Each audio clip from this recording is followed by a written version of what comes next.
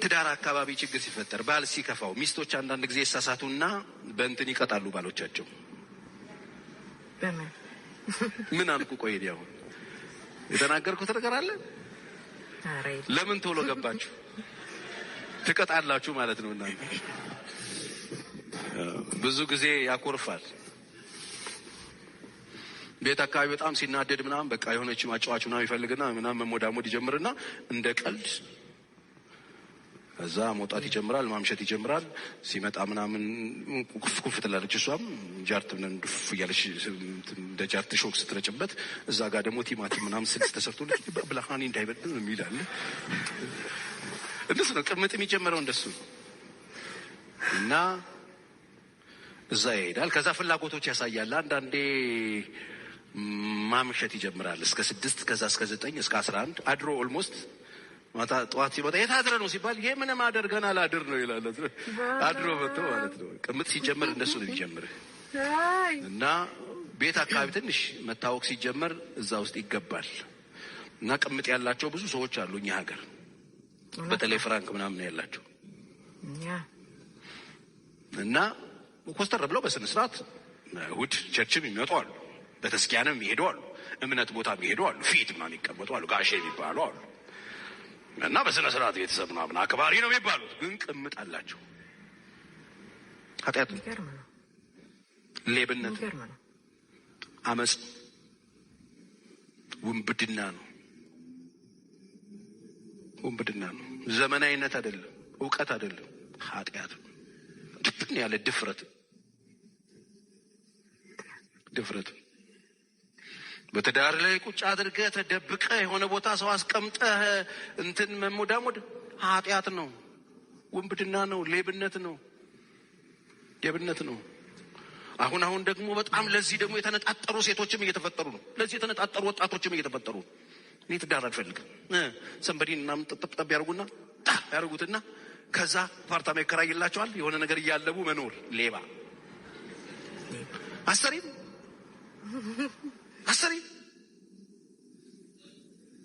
ለራስሽ እኮ ያለሽ ቫልዩ ነው የሚያሳየው። ወራዳ ሆነሽ ነው የምትኖሪው። አሰሪ የወንድ ገንዘብ ለመጥራት ስትሮ ይዘሽ የምትወጪው ነውር አይደል እንዴ? ቢያንስ ፊደል ቆጥረሽ የለ።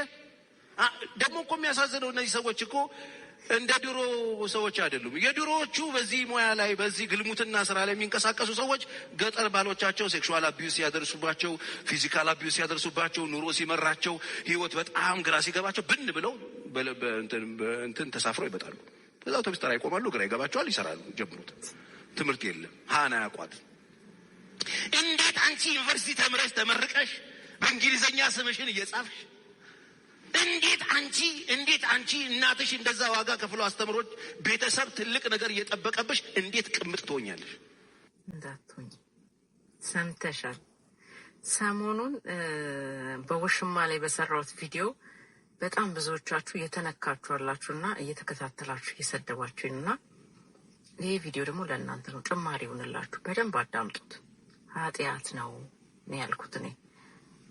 ደጋግማችሁ ሰሙት። ይሄ ፓስተር እንዴት እንደምወደው ንግግሩ ሁሉ የሆነ ብዙ እውቀት የተሞላበት ስክን ያለ የሚናገራቸው ነገሮች ደግሞ በቃ የሆነ ልብ ውስጥ የሚገቡ ናቸው ማለት ነውና በቃ ነጯን የተናገሩ ሲጀመር።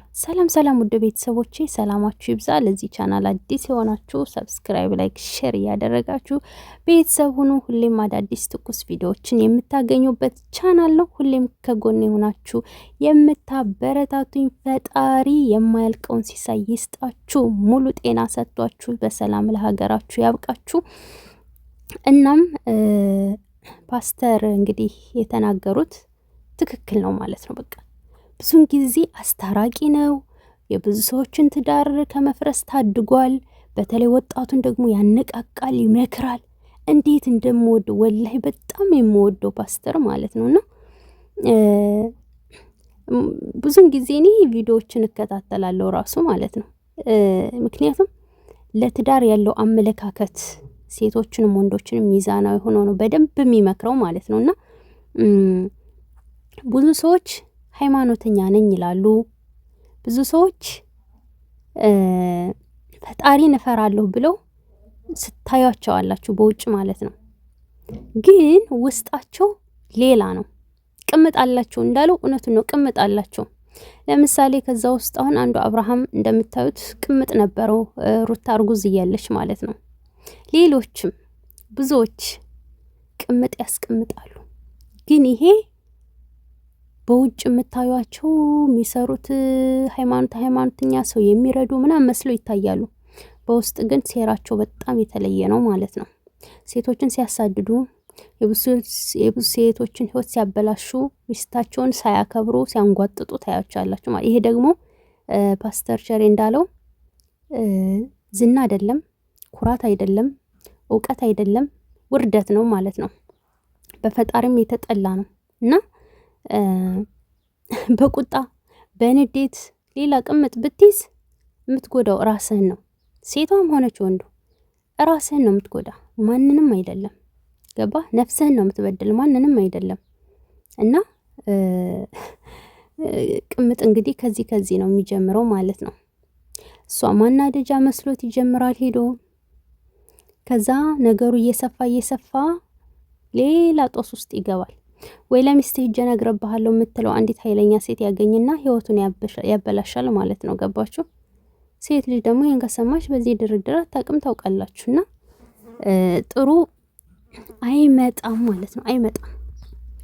መስራት እየቻልሽ ራስሽን መለወጥ እየቻልሽ አትሰሪም ያለው ነገር በጣም ተመችቶኛል ማለት ነው። ቅምጥ ሆናችሁ እሷ ዋጋ ከፍላ አስተካክላ ቀርጻ ከብዙ ነገር አስተምረው አንቺ በቀላል መንገድ ከተዘጋጀ ቤት ላይ ገብተሽ የሰው ትዳር በትነሽ ገንዘቡንም ብጥብጥ አድርገሽ መጥምጠሽ በልተሽ ራስሽን ለመለወጥና ሀብታም ለመምሰል አክት ታደርጊያለሽ ማለት ነው። ስሪ፣ ተለወጪ። በአጭር ጊዜ ውስጥ እለወጣለሁ ስትይ በሽታ ሊይዝሽ ይችላል።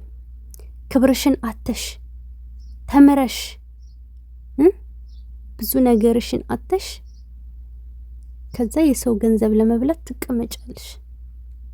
ጭራሽ ይሄንን እንደ ስራ አድርገው ቀላል አድርገው ሀብታሞችንም አንዳንድ ወንዶችንም እያጠመዱ ገንዘባቸውን ለመብላት በአጭር ጊዜ ለመክበር በአጭር ጊዜ መኪና ለመያዝ ስንት ሴቶች አሉ። ስንት እንደ ሄርሜላ ያለው ማለት ነው እና እንደ መሰሎቹ ያሉት።